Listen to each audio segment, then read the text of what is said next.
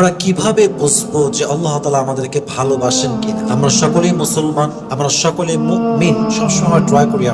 আমরা হয়তো অনেকে জানি না যে আল্লাহ তাআলার ভালোবাসার নিদর্শন কি আছে। আল্লাহ তাআলা যে বান্দাকে ভালোবাসেন, বান্দা বুঝবে কেমনে? আজকে আমরা এমন 4টি আলামত নিয়ে কথা বলবো, এমন 4টি সাইন, নিদর্শন নিয়ে কথা বলবো, যে নিদর্শন আপনি আপনার মাঝে পেলে বুঝবেন যে আল্লাহ তাআলা আপনাকে ভালোবাসেন। সকলেই পড়ুন সুবহানাল্লাহ।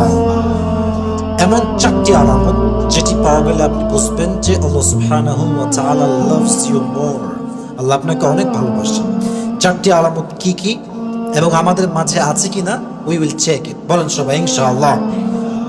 1, আল্লাহ তাআলা বান্দাকে ভালোবাসেন কি বাসেন না, তার প্রথম নমুনা হচ্ছে, আল্লাহ যদি বান্দাকে খুব বেশি ভালোবাসেন, তার প্রথম নমুনা হচ্ছে দুনিয়ার মানুষও তাকে ভালোবাসবে। হাদিসে আসছে, আবু হুরায়রা রাদিয়াল্লাহু তাআলা আনহু থেকে বর্ণিত, নবী করিম সাল্লাল্লাহু আলাইহি ওয়াসাল্লাম বলেছেন, যখন আল্লাহ তাআলা কোন বান্দাকে ভালোবাসেন, তখন তিনি জিবরাইলকে বলেন, জিবরাইল, আমি আমার অমুক বান্দাকে ভালোবাসি, তুমি তমুক বান্দাকে ভালোবাসো। জিবরাইল তখন আসমানে ঘোষণা দেয় যে আল্লাহ তাআলা অমুক বান্দাকে ভালোবাসেন, তোমরাও তাকে ভালোবাসো। এমন ভাবে জমিনেও ঘোষণা দেওয়া হয় যে আল্লাহ তাআলা অমুক বান্দাকে ভালোবাসেন, তোমরাও তাকে ভালোবাসো। তো মানুষ যখন আপনাকে অনেক বেশি ভালোবাসবে, অনেক মানুষ, এটা একটা বড় প্রমাণ যে আল্লাহ তাআলা আপনাকে নিজেই ভালোবাসে। সুবহানাল্লাহ পড়বেন না আপনারা? তবে এখানে একটা প্রশ্ন হতে পারে যে হুজুর, আমরা দেখেছি অনেক কাফের, ডিনায়ার, ডিসবিলিভার, সে বেঈমান, কাফের, তবুও তাকে অনেক মানুষ ভালোবাসে। এরকম আছে না? আছে না? আছে না? কাফের but lakh lakh followers, lakh lakh fans. এর উত্তরটা কি? মাথায় রাখবেন, এখানে জবিন ওয়ালাদের ভালোবাসা মানে হচ্ছে নেককার, মুত্তাকি, পরহেজগার বান্দারা। যদি একজন মানুষকে নেককার মানুষ ভালোবাসে, পরহেজগার মানুষ ভালোবাসে, মুত্তাকি মানুষ ভালোবাসে, এটাই প্রমাণ যে আল্লাহ তাআলা তাকে নিজেই ভালোবাসে। সুবহানাল্লাহ পড়বেন না আপনারা? তাহলে আল্লাহ তাআলা বান্দাকে ভালোবাসেন কিনা, এটার সবচেয়ে বড় ব্যাপারটা হচ্ছে নেককার, মুত্তাকি বান্দা আপনাকে ভালোবাসে কিনা, তারা আপনাকে কতটুকু অ্যাপ্রিসিয়েট করে, তারা আপনাকে কতটুকু ভালোবাসে, এটা একটা বড় প্রমাণ। তবে ভালোবাসার জন্য হাজার মানুষের প্রয়োজন হয় না যে আমাকে লাখ লাখ মানুষ ভালোবাসতে হবে। জীবনে ভালোবাসার জন্য জাস্ট একটা মানুষই অনেক সময় এনাফ হয়ে যায়, যথেষ্ট হয়ে যায়, যাকে দেখলে, যার সাথে চললে, কথা বললে মনে হবে ইয়েস, দিস ইজ কল্ড সুকুন, এটাই শান্তি।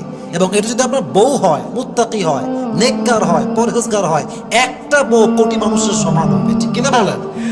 তাহলে আল্লাহ তাআলা যখন বান্দাকে ভালোবাসেন, মানুষও তাকে ভালোবাসে, মন থেকে ভালোবাসে। হ্যাঁ, একটা বিষয় বলতে চাই, জাস্ট ফর ক্লিয়ারেন্স, এটা আমি আমার ক্ষেত্রে বোঝাচ্ছি, আপনার ক্ষেত্রে বোঝাচ্ছি, আপনি পারফেক্ট পারসন হতে পারেন, আপনি বেটার পারসন হতে পারেন, পৃথিবীর শ্রেষ্ঠ মানুষ আপনি হতে পারেন, but one thing remember, you can't be favourite by everyone.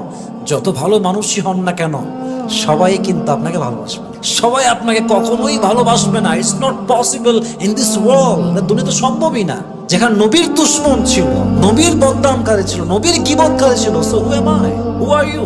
তুমি কে, আমি কে? We are nothing, we are nobody, আমরা কিছুই না। বুঝতে হবে, যত ভালো মানুষই হন, যত নেককার হন, যত পরহেজগার হন, হেটার্স আপনার দুনিয়া থাকবেই থাকবে, ঠিক কিনা বলেন? সো আপনাকে কি করতে হবে?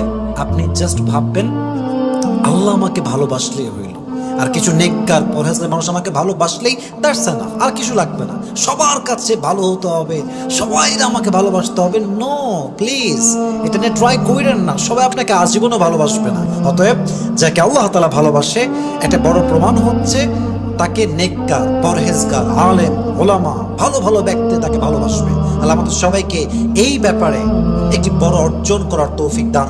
সকলে পড়ুন আমিন।